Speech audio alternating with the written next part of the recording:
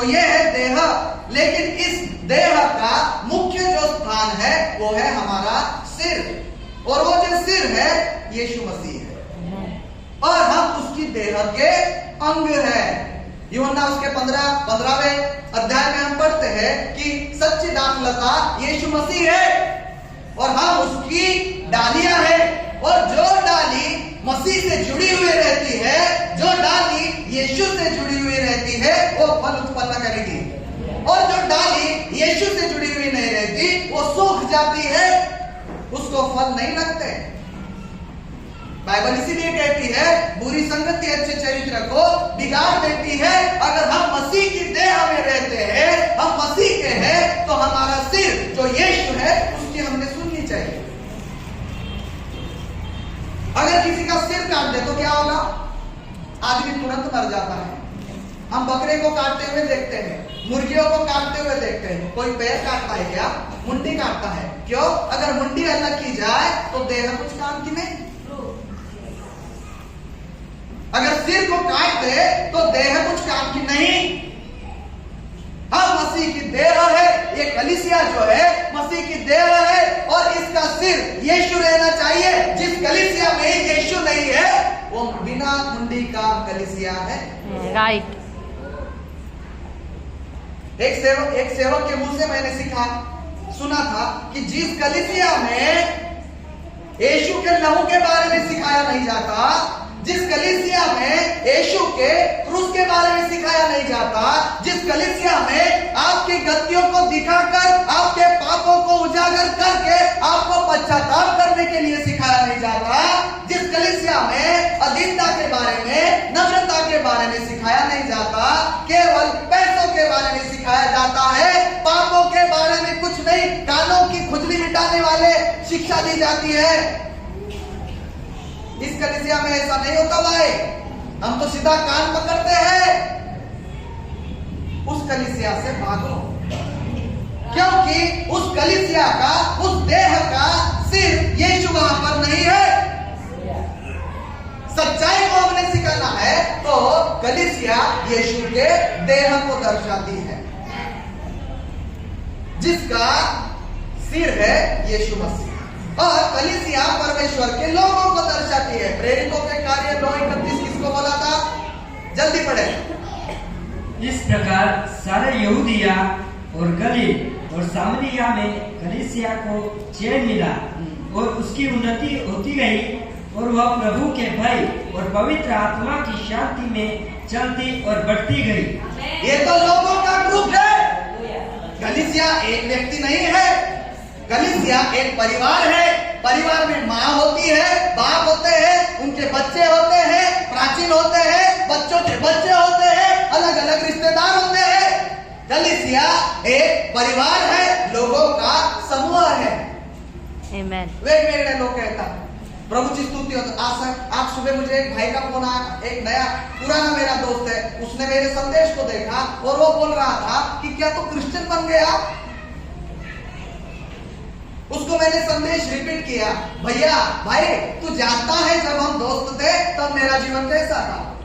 मैं हस्तमैथुन करता था, मोबाइल में अश्लील वीडियो देखता था, मैं चुगली करने वाला, निंदा करने वाला, झगड़ा करने वाला, शराब पीने वाला, दारू पीने वाला, सिगरेट पीने वाला, चरस पीने वाला, गांजा पीने वाला, तंबाकू खाने वाला, विमल खाने वाला,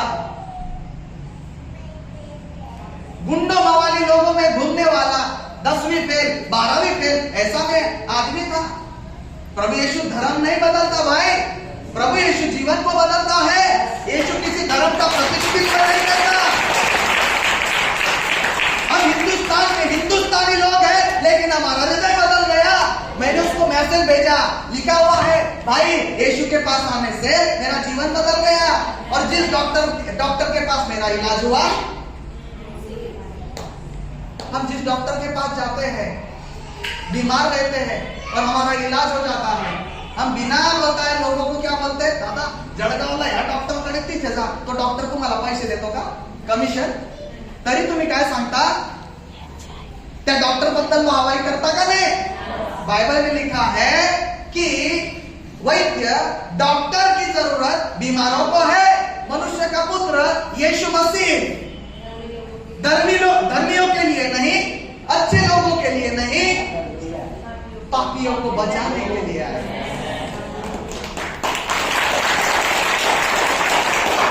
और मैं आपसे यही बोलना चाहूंगा, क्या यीशु किसी धर्म का नहीं है? व्यभिचार का अर्थ क्या है? अनैतिक संबंध। मेरी पत्नी है और अगर मैं किसी स्त्री से संबंध रखता हूं तो इसको बोलते हैं व्यभिचार। बाइबल में लिखा है कि हम परमेश्वर की, यीशु की कौन है? दुल्हन। यीशु की कौन है? हम दुल्हन। और यीशु हमारा दूल्हा होने के बावजूद भी अगर हम संसार से प्रेम रखते हैं, व्यभिचार नहीं हो। किसको बोला है? याकूब की पत्री उसका 4वां अध्याय और वचन 4 में लिखा है, हे व्यभिचारिणियों, क्या तुम नहीं जानती इस संसार से दोस्ती परमेश्वर से बैर है? आमीन। मैं प्रभु से प्यार करता हूं और उसी समय मैं संसार की बातों पर लाइन मारता हूं। मैं प्रभु से प्यार करता हूं और उसी समय मैं प्रभु से ज्यादा कार से, घर से, धन से, नींद से, ऐसी अन्य सारी संसारिक बातों से प्यार करता हूं, तो इसको बोलते हैं व्यभिचार। और कलीसिया शुद्ध होनी चाहिए। कलीसिया में अगर आप आते हो, आप आध्यात्मिक मनुष्य हो, तो आपकी नजर हमेशा आध्यात्मिक बातों पर होनी चाहिए। वचन में लिखा है, आत्मिक व्यक्ति आत्मिक बातों पर मन लगाता है और जो शारीरिक व्यक्ति है शरीर की बातों पर मन लगाता है। और वचन ये भी कहता है, शरीर पर मन लगाना तो मृत्यु है, लेकिन आत्मा पर मन लगाना जीवन है और शांति है। हम प्रभु के बच्चे, प्रभु की कलीसिया, प्रभु हमको बोलता है कि हम आध्यात्मिक है। आपका ध्यान किधर है? आपका ध्यान संसार की बातों पर है, संसार की आशीषों पर है, या फिर आत्मिक आशीषों पर?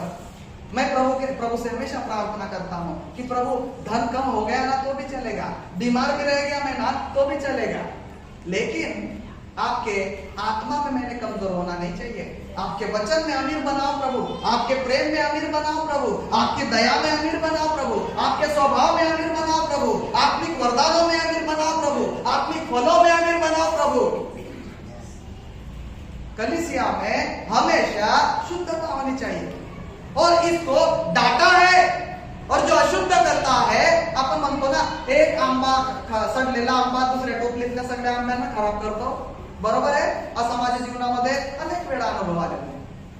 एक कडूहाट ठेवणारा व्यक्ती, एक कपट ठेवणारा व्यक्ती जेव्हा मंडळीतून निघून जातो, एक अशुद्ध व्यक्ती जेव्हा मंडळीत येतो त्याच्यासोबत तो 10-12 जणांना मारतो।